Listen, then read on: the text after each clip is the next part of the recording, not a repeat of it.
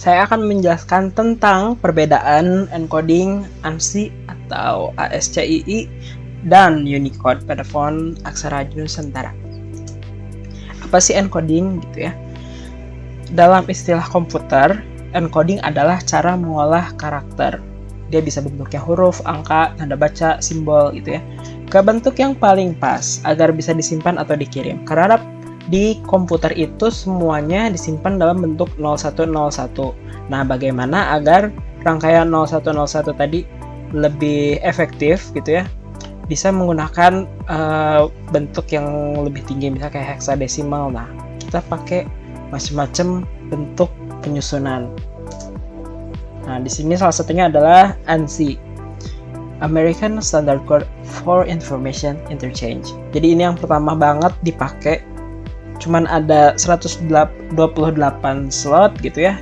Itu tuh mencakup kayak huruf gede, huruf kecil, angka, tanda baca yang dia nggak ada tanda diakritiknya sama sekali. Dan kalau misalnya dia 8 bit itu maksimal sampai 256. Sama huruf-huruf yang ada tanda bacanya gitu ya, kayak ada acute, ada brave, dan sebagainya. Dan rangkaian ini cuman ada 2 digit heksadesimal gitu ya, cuman 2 digit doang, digit awalnya untuk aksara Latin doang gitu ya. Jadi untuk aksara-aksara yang lain akan punya sistem yang berbeda. Dan kebutuhan digitisasi bahasa beraksara non-Latin semakin tinggi gitu ya, encoding yang lain menyusul. Jadi ini sistem encoding ini adalah spesifik untuk Latin, dan itu pun nggak bisa buat bahasa Vietnam gitu. Vietnam kan dia kritiknya banyak banget gitu ya. Terus bahasa-bahasa yang lain gitu ya, cuman biasanya paling banter juga bisa buat kayak bahasa Spanyol atau Italia yang diakritiknya masih sedikit. Bisa dilihat di sini cuman ada 256 karakter ya. Dari sini sampai sebelah sini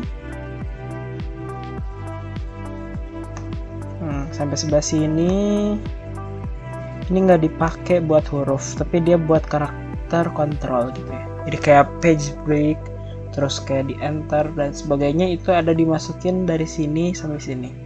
Nah, untuk hurufnya dan simbol-simbol itu semua sampai sebelah sini.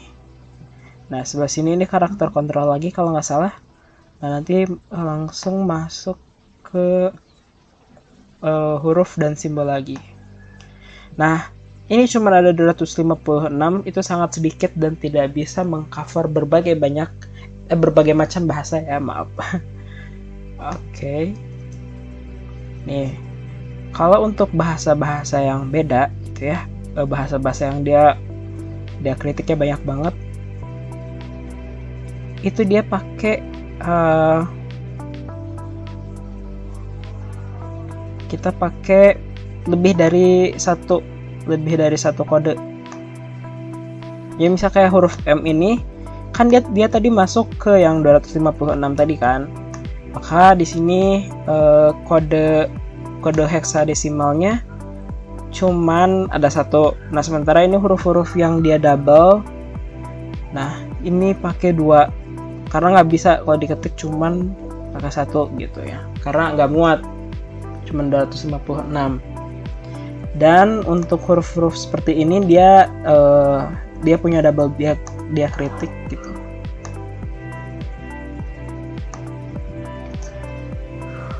Nah, dan untuk huruf-huruf Asia Timur,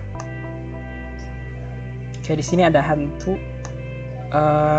itu pakai banyak banget. Jadi ini tuh bakal makan banyak memori. Kalau misalnya ini satu huruf dia cuman satu kode gini. Kalau misalnya huruf-huruf ini dia bisa sampai 4. Nah, 4 ini biasanya untuk Vietnam karena dia paling belakangan dibikin ini ya encodingnya. Dan ini huruf-huruf Asia Timur yang biasa kayak Jepang, Cina, Korea, karena dia lebih awal dibikin. Nah, Ini ada UTF-8 alias 8 bit 1, 2, 3, 4, 5, 6, 7, 8. Ada 8 bit. Nah, kalau kita pakai encoding yang 16 itu ada. Nah, tapi ini kosong. Sebenarnya ini kosong. Jadi si memorinya tuh memori buat nyimpen filenya tuh habis buat nyimpen angka 0000 doang gitu. Terus kalau UTF-32 ini untuk keperluan aksara yang lebih banyak lagi. Tapi biasanya untuk 16 ini doang juga udah cukup untuk aksara-aksara pada umumnya. Untuk aksara Asia Timur dia minimal pakai ini segini. Kalau yang ini lebih kayak buat adaptasi aja. Semakin banyak bits yang digunakan maka semakin besar ukuran filenya gitu. Nah, yang UTF-8 ini adalah salah satunya adalah ANSI tadi yang tadi dia pakai cuma 8 bits doang.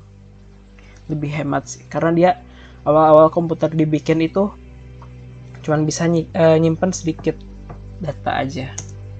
Nah, untuk mengatasi problem yang tadi gitu ya, karena dia kritiknya cuma sedikit, itu setiap bahasa punya code page yang berbeda sendiri. Kayak misalnya ini Vietnam, dia kodenya ini. Nah, kalau kode yang dipakai itu salah, misalnya kayak di beda perangkat, beda kode gitu, itu akan sangat-sangat bermasalah dan membuat teksnya benar-benar nggak bisa kebaca. Tadam! Jadi ini adalah contoh disebutnya mojibake kalau di bahasa Jepang. Dia benar-benar nggak bisa dibaca. Ini harusnya dia bahasa Jepang, tapi karena dia pakai encoding yang salah gitu ya, entah itu code page-nya beda atau dia UTF-nya beda gitu, berapa bit gitu beda gitu. Hasilnya akan seperti ini.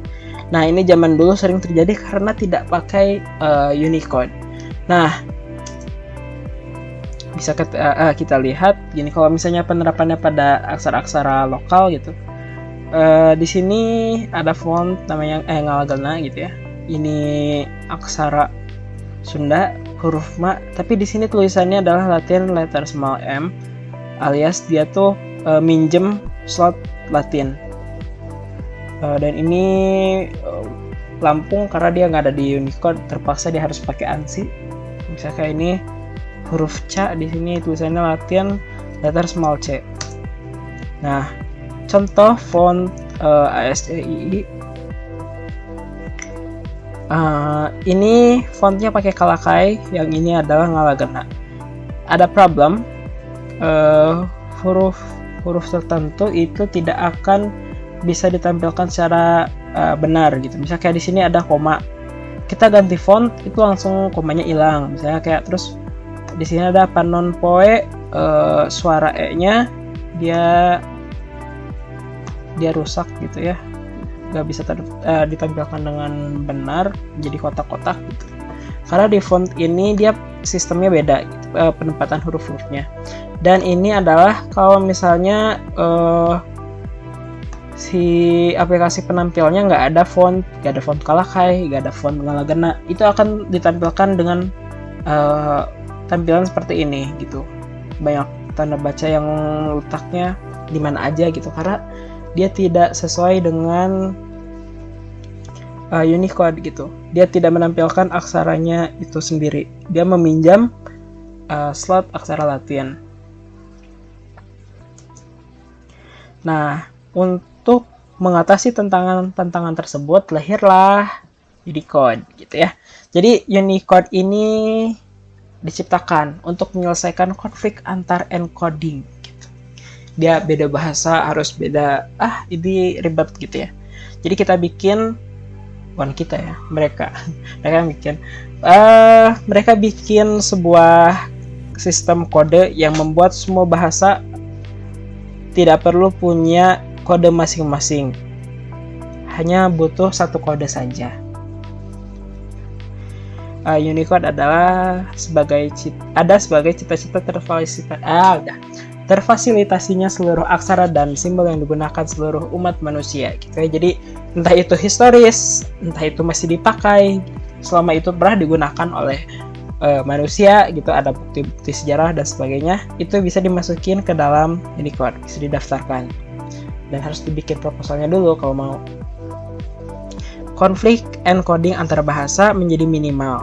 Walaupun sebenarnya masih ada juga ada problem, biasanya efek unifikasi gitu, kayak di aksara-aksara Asia Timur. Misalnya kayak di Jepang harusnya bentuknya seperti ini, di Hong Kong harusnya begini, tapi dia hurufnya tuh sebenarnya itu aja, walaupun dia standarnya agak beda dikit, itu jadi problem gitu ya. Ada efek unifikasi. Ada miliaran slot gitu yang tersedia sebenarnya, tapi nggak dipakai semuanya sejauh ini. Saat ini yang udah dipakai itu ada sekitar segini, 14. Berapa ini? 149.813 karakter. Ada 161 aksara, entah itu yang masih dipakai ataupun sudah tidak dipakai. Ini di Unicode 15.1.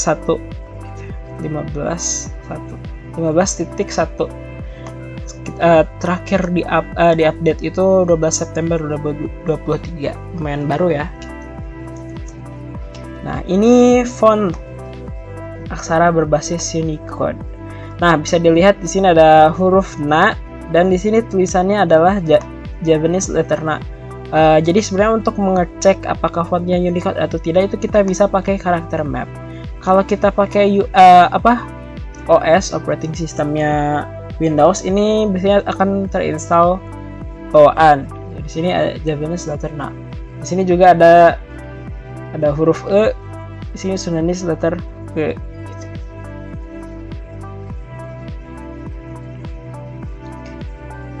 Jadi dia huruf ini akan punya kode ini U1B89. Dimanapun dia ditampilkan, walaupun fontnya berbeda, huruf yang ditampilkan akan sama gitu ya. Nah, di sini ada daftar aksara-aksara Nusantara yang ada di Unicode gitu ya. Untuk aksara-aksara Indonesia ada rumpun Arab gitu ya. Ini udah terdaftar sebagai Arabik, ini paling awal. Dia ada huruf-huruf yang misalnya kayak nga, ca, pa, itu udah termasuk juga di Arabik ada. Nah, jangan-jangan dia terdaftarnya sebagai Makassaris, Lontara sebagai Buginis. Terus salah satu varian surat Ulu gitu ya terdaftarnya sebagai Rejang. 5 varian surat Batak itu disatuin sebagai Batak gitu, tapi semua hurufnya ada, semua kayak Simalungun, Karo, Pakpak, Toba, itu semuanya satu kategori.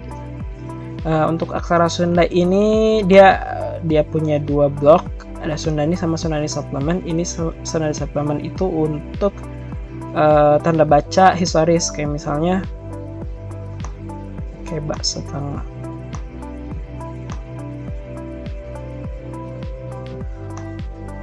Kayak gini.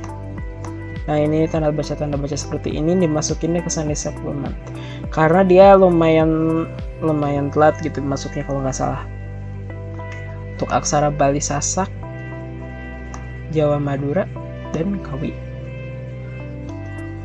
Yang belum itu paling Lampung, Lota Ende, banyak sih sebenarnya mas yang belum didaftarkan, dan itu harus dibikin proposalnya dulu. Dan di Filipina ini ada aksara Balbayin ditulisnya sebagai Tagalog gitu ya. Ada aksara Ibalnan, Tagbanwa. Sebenarnya Tagbanwa sih, Ibalnan ini adalah variasi dari Tagbanwa. Dia tinggal fontnya aja yang beda paling. Kalau dia dikit perbedaannya. Surat Mangyan, Hanunoo, dan surat Buhin. Di sini perbedaan untuk font ASCII tidak perlu driver khusus gitu ya. Dan biasanya nggak ada open type-nya, jadi dia nggak bisa memosisikan secara khusus. Terus kalau misalnya ada bentuk-bentuk yang berubah kayak bentuk pasangan, itu harus diinput secara manual. Misalnya jadi kayak kalau huruf ta gitu sama pasangannya yang ada di bawah itu harus diinput secara berbeda gitu. Ini beda huruf. Tapi kalau di berbasis Unicode, nah huruf ini tuh sebenarnya satu aja, satu huruf ta, ini ta sama. Tapi kalau di ini biasanya dia beda tombol yang harus dipencet untuk menghasilkan dua bentuk yang berbeda ini.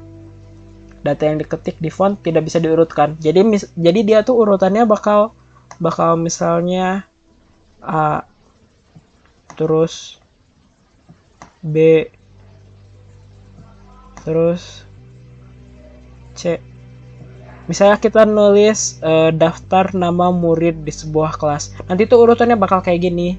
Dia nggak bisa hana caraka, nggak bisa kaganga gitu. Dia ngikut aja urutan huruf Latin. Tapi kalau untuk Unicode, dia bakal sesuai dengan yang didaftarkan ke Unicode. Walaupun dia bukan hana caraka, dia urutannya bakal dia mulai dari K, terus kalau nggak salah ini ada K, terus ada K gitu ya. Gitu. Dia urutannya bakal pakai urutan klasik Sanskerta. Biasa aja. Aksara-aksara yang lain juga kayak gitu. Dia urutannya akan ngikut sesuai yang didaftarkan di Unicode.